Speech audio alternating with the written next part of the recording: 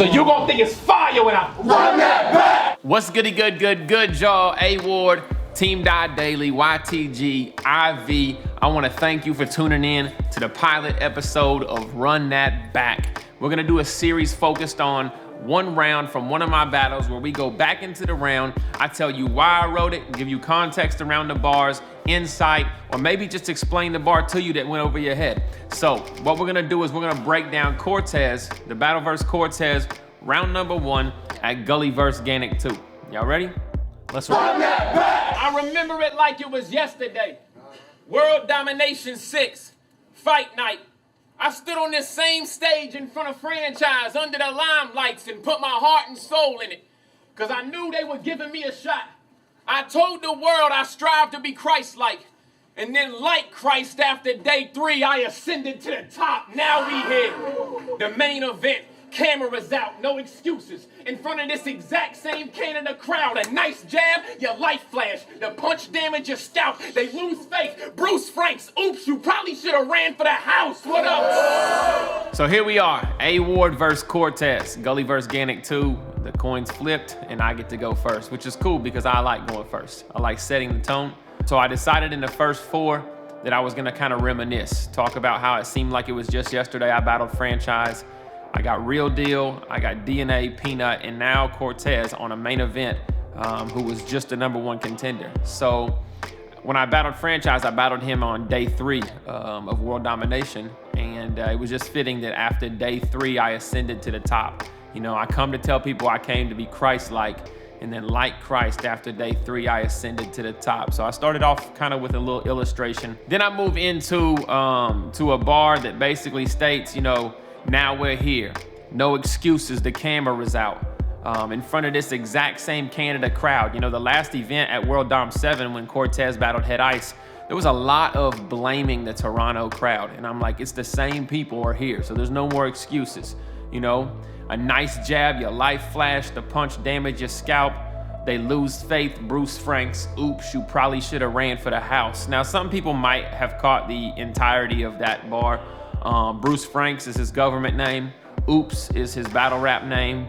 And he ran for the House of Representatives. He's an actual government official from St. Louis. So in retrospect, you know, I'm basically saying, you know, there's no more excuses, Core. We're here.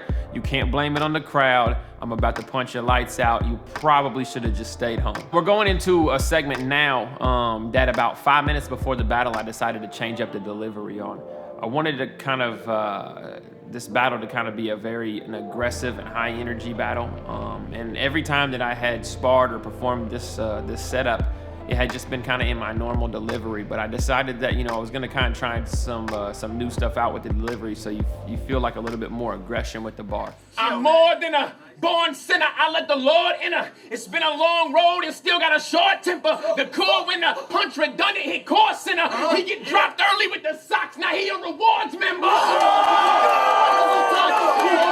I basically said I'm more than a born sinner, I let the Lord enter. It's been a long road and still got a short temper. Now, as a perfectionist, this is where I'm really frustrated, and people probably would never know. But I was supposed to say the shore winner instead of the core winner. I don't like to say the same word multiple times in you know, a 4-bar setup or whatever. So I was supposed to say the shore winner, punch redundant, hit core center. So if you punch redundant, core and center are 2 words that are synonyms. So that's just kind of like a little part in the setup that you might have missed. It's punch redundant, hit core center. He get dropped early with the socks, now he a rewards member. That bar was just specifically kind of for the King of the Dot crowd. So obviously at kotdrewards.com, shameful plug, you can go become part of the Patreon there. You get to see the battles dropped early. And then if you subscribe a certain amount a month, they send you King of the Dot socks. So you kind of get the idea there. You get dropped early with the socks. Now he a rewards member. But then also it's in my first round, and it's in the first half of my first round. So I'm saying, like, you also get dropped early, like this is the early part of the battle. So it kind of has a little bit of different meaning there. They hit my inbox. They hit my inbox hype. They hit my inbox hype like test. New killer, old target, this weapon X. I never rest. Facing these lines, got him a death note. Treble clef, staff behind me, they pitched Ernesto. Let's go. What we speaking about in the third? Is it my faith, my race, how I live out in the burbs? Whatever topic you got, I planned how to come at you. Against ice, you said you want to talk to the future. Speak up now that he's standing in front of you. So they hit my inbox hype like test. Then you have new killer, old target, this weapon X. Now that's a comic book reference, but it's also a reference in that I'm a new artist, a newer battler, and Cortez is known as the veteran. He's known as somebody that's been around for about a decade battle rapping. I never rest facing these lines, got him a death note, treble clef, staff behind me, they pitched Ernesto. Might not have seemed like it built up to much, but I'm scheming the whole time. So I say I never rest facing these lines. Whole notes within the lines in regards to music theory are FACE. I know most of us know like every good boy deserves fudge. Well, the whole notes are FACE. So facing these lines, got him a death note, treble clef, the staff behind me, which the staff of King of the Dots behind me. They pitched Ernesto. So there's just a lot of wordplay that in regards to music, notes and different things there. So Cortez is obviously known for his third rounds. I appreciate you reaching out, but there's some things we have to speak about. And in his third round against Head Ice for the chain, he decided to take his third round, and instead of directing it at Head Ice, he wanted to talk to the future, is what he said. He wanted to talk to future battle rappers and people that were coming up and the newcomers. So in this set of bars, you know, I'm like, let's go. And kind of just asking him up front, like, what are we talking about in my third round? You know, is it gonna be my race, my faith? You know, what is it, you know? And basically said, like, whatever you got, I planned how to come at you. And then refer back to, you said you want to talk to the future. Well, speak up now that I'm standing in front of you. And I think that was like just a very impactful bar. It wasn't necessarily a punchline or anything, but just because the ascension of my battle rap career is showing that I kind of am becoming, you know, the future of King of the Dot. Glory to God.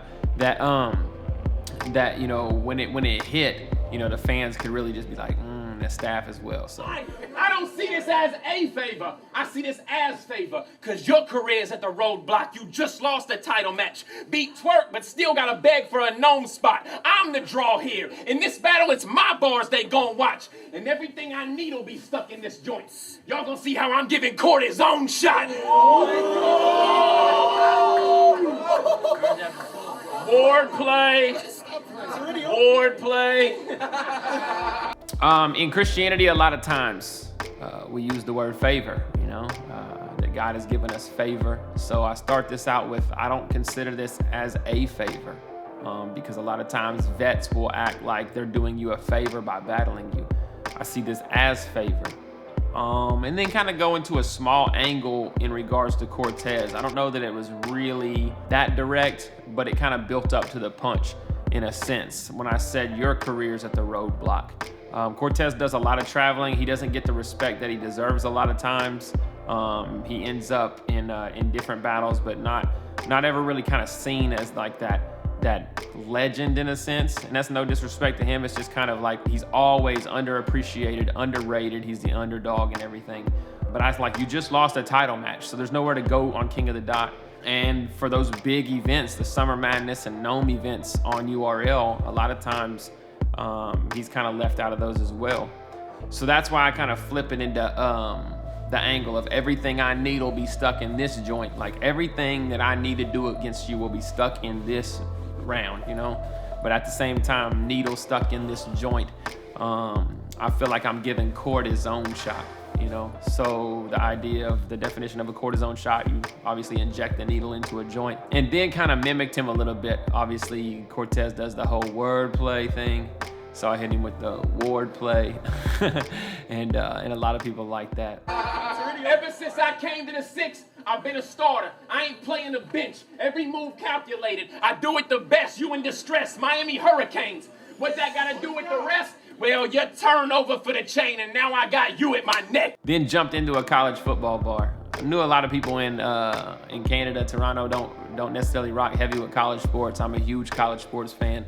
But I knew a lot of my fans, a lot of my followers, and a lot of people in America would definitely rock with the bar. But I basically said ever since I came to the 6, I've been a starter. I ain't playing the bench. And then went into the Miami Hurricanes bar. If you watch the Miami Hurricanes football team, every time they got a turnover, they had a big chain with the U on their chain, because that's what they call themselves, the U. And so I said, your turnover for the chain. He already lost his chance. And now I got you at my neck. Now I got you coming at me. So it's kind of like a visual of the turnover chain. Well, you turn over for the chain, and now I got you at my neck. You wishy-washy.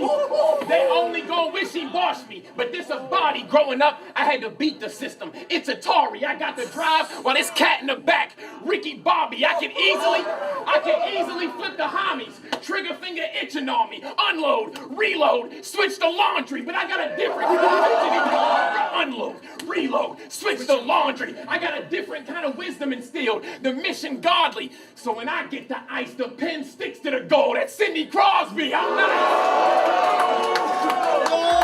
So you wishy-washy.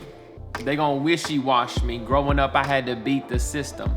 It's Atari. Obviously, Atari is a game system, and growing up, I grew up in government housing with a single parent. So that's why I kind of went at the system idea. Growing up, I had to beat the system. It's Atari. I got to drive while this cat in the back, Ricky Bobby, kind of did a little visual there, turned my back to him. If you remember the scene from Talladega Nights where he's driving with the cougar in the back seat. And then said, I could easily flip the homies. I'm basically going into an angle within a punch, like saying it's not that difficult to do what you guys do. It's not that difficult to use these gun bars. A lot of people have said, oh, Christian's using gun bars. I'm not using gun bars. I'm not shooting him. I'm not saying that I'm shooting him. What I'm saying is I could easily do this if I were you. I could easily switch the homies, trigger finger itching on me, unload, reload, switch the laundry. Now, if you're watching this, you probably know by now that bar has been said before.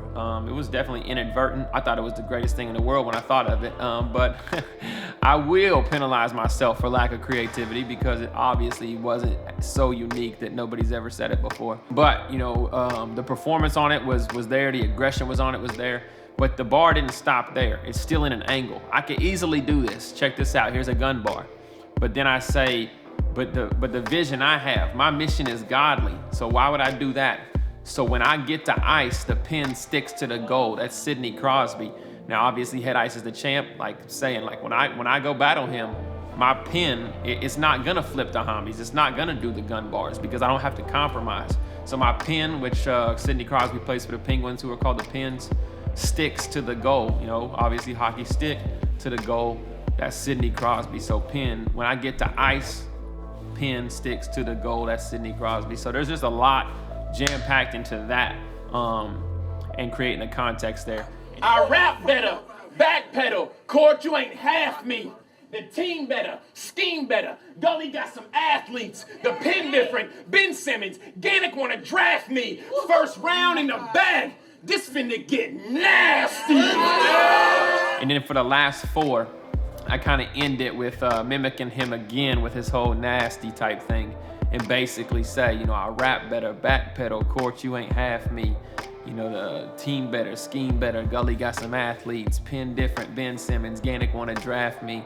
And Ganik did. They asked me to be on Team Ganik originally, but it didn't work out.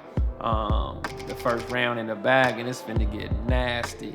Just kind of ended it on a high note, more mimicking after the punch and the haymaker. But overall, made for a great first round. So there it is, round 1 versus Cortez, Gully versus Ganik 2 on King of the Dot. Go check it out on YouTube, share it around, and thanks for tuning in. If there's something that you did miss or something that you caught in the building, or if there's a round of a battle that I've done previously that you'd like me to cover, please drop it down in the comments. I am A.Ward.com. Go check out the website and then follow me on all social media. And until then, y'all already know, God is good.